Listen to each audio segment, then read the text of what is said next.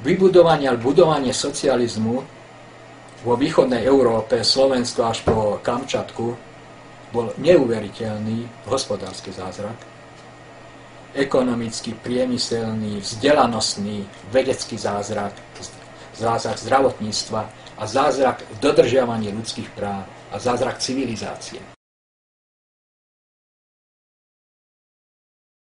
Sú dve veci, že ako kolonizovať krajinu. Bude zobereš všetko, ale tá horšia je vec, že ty vytvoríš nových ľudí. Vytvoríš ľudí, ktorí ozaj od toho jesť, piť, kakať, cikať, súložiť, že mentálne ďalej nepôjdu. A poviem na to jeden príklad. Za socializmu televízia prinášala televízne hry kvalitných západných autorov. Proste klasiku a to tam išlo a bola to ozaj vysoko kvalitné. Teraz už nič také nerobí. 15 rokov, 20. A ona to nerobí z dvoch dôvodov. Za prvé nemá peniaze, lebo však peniaze platíme kolonizačnú dávku, tak nemá peniaze. Ale režiséri by aj to vedeli urobiť, lenže nikto by sa už na to nedíval. Že ľudia ozaj tak spadli mentálne, že oni nedokážu chápať nejakú hodnotu kultúrnu.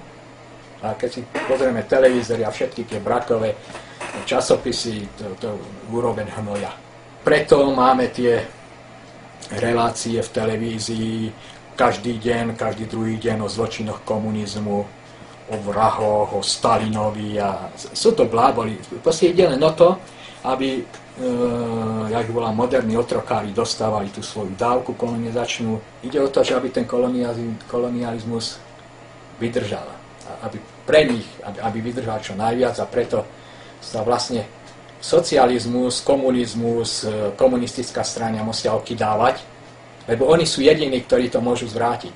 Ostatní proste budú len niečo hovoriť o demokracii alebo o ľudských právach.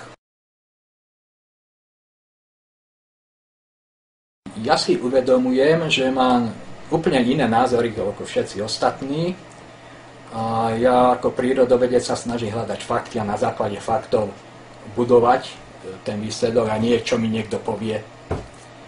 No a som prekvapený, že mnoho ľudí má úplne opačný názor a ja neviem prečo, odkiaľ to majú, odkiaľ čerpajú vedomosti a fakty. Ja som aj mnoho ľudí vyzval, aby prišli do diskusie. Že rád by som vedel, no a dúfam, že sa niekto ozve a že nebude to monológ, ale že to bude dialóg.